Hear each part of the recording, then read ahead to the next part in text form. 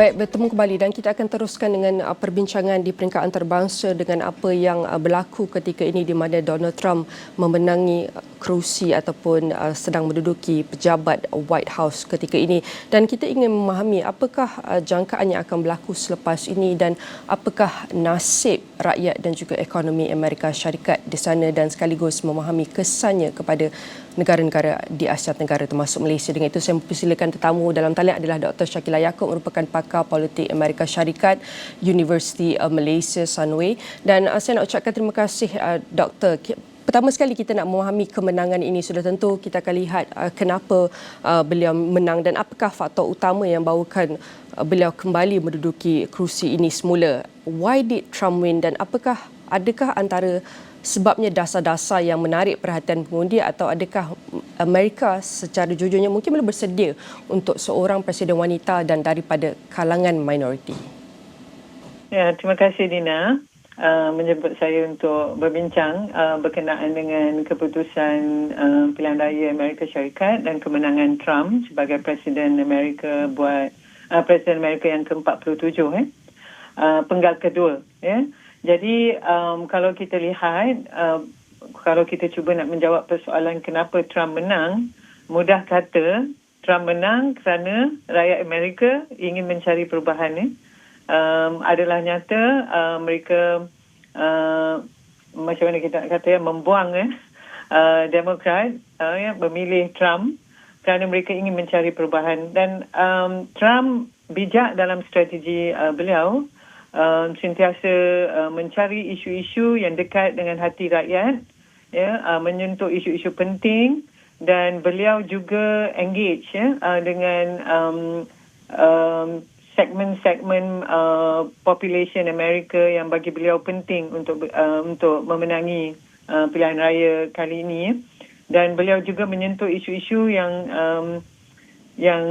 pada pandangan saya memang ditunggu-tunggu oleh rakyat Amerika, isu ekonomi, isu pekerjaan, isu imigrasi, keselamatan negara dan sempadan.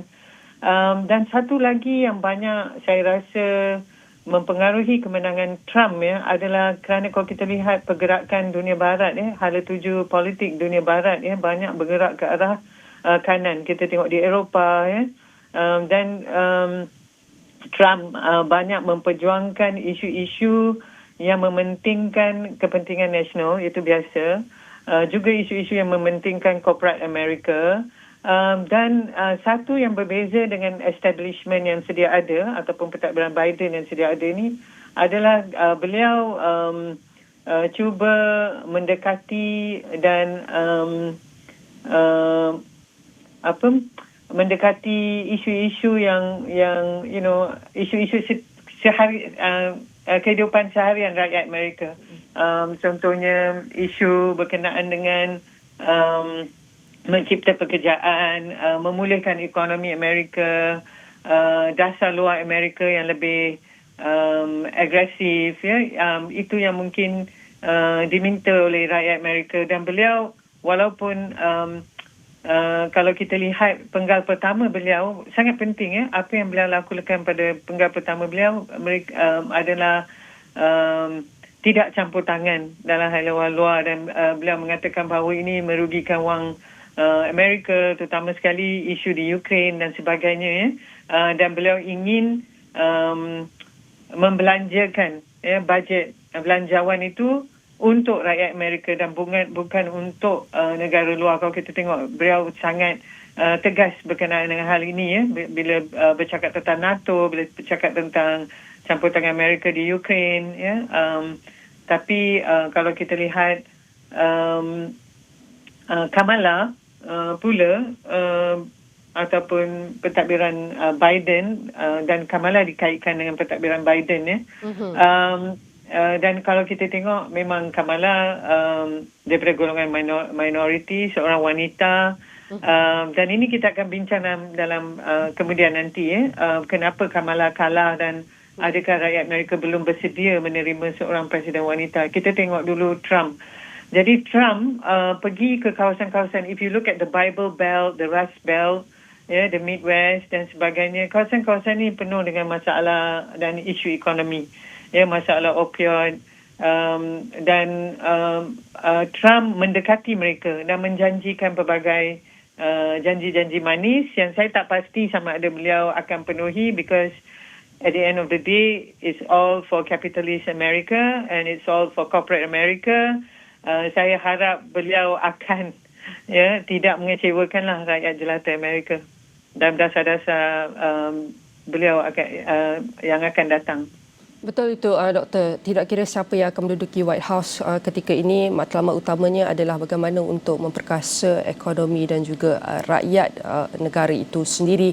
Dan itu adalah antara faktor-faktor utama yang menyebabkan dikatakan Donald Trump ni begitu strategik dengan pendekatannya, melihat kepada iaitu dia mengangkat juga isu-isu yang dekat dengan hati rakyat ini seperti ekonomi, penciptaan pekerjaan, imigrasi dan juga keselamatan negara dan juga sempadan ini. Dan juga kita ingin memahami iaitu Kamala Harris, kenapa beliau kalah dalam pertandingan kali ini, sebab dilihatkan pada awalnya momentum melihat prestasinya menggalakkan, dikatakan merangsangkan dan dilihat ia mempunyai peluang yang cerah untuk memenangi iaitu kerusi ataupun akan membawa memandu hala tuju White House dan rakyat ekonomi Amerika Syarikat itu sendiri. Jadi Doktor, adakah beliau tidak dapat bangkit daripada momentumnya ataupun ini lebih kepada yang dikatakan reaksi sebenarnya terhadap pentadbiran Biden yang dilihat ketika itu lemah, di mana Harris sendiri terpaksa menanggung akibat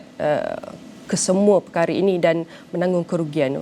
Bagaimana pandangan Doktor terhadap ini? Ya, betul Nina. Apa yang Nina katakan adalah betul. Cuma apa yang penting di sini ialah Kamala ada strategi dan agak memeranjatkan beliau kalah, kerana the government machinery is with her, the establishment is with her, dan kita kena ingat juga dia juga seolah-olah macam incumbent jugalah kan sebagai vice president semasa pentadbiran Biden, so selalunya penyandang ada banyak advantages kan.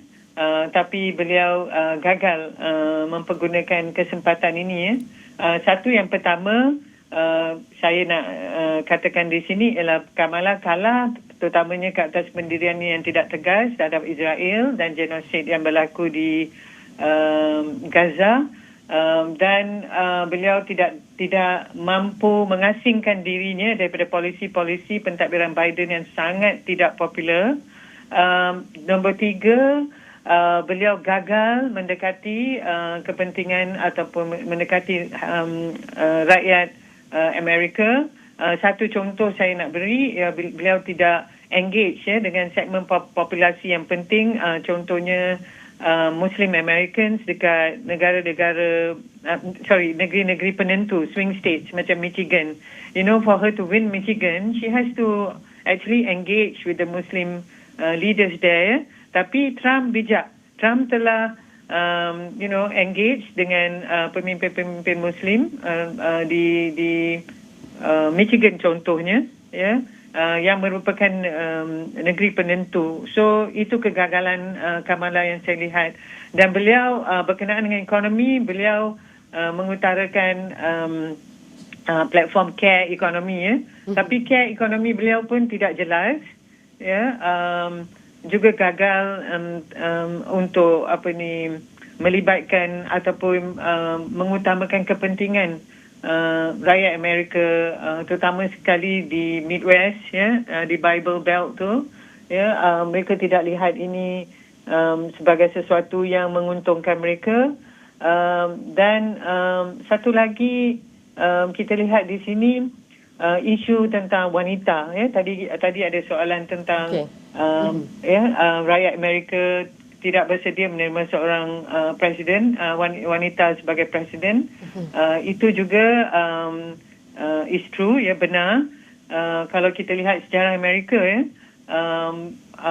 hanya pada pindaan perlembagaan yang ke-19 pada tahun 1920 wanita dapat mengundi. Bayangkan, 1920 baru wanita dapat mengundi, tapi itu pun wanita kulit putih, wanita kulit hitam tidak dapat mengundi sehingga tahun 1965. So kita boleh bayangkan diskriminasi terhadap wanita itu betapa kuatnya, dan sehingga hari ini kita lihat representasi wanita itu memang masih kurang dalam corporate Amerika atau politik Amerika, ya.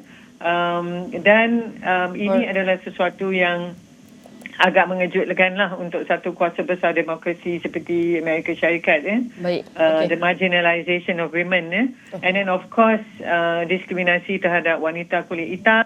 Jadi ada impact juga pada Kamala, ya.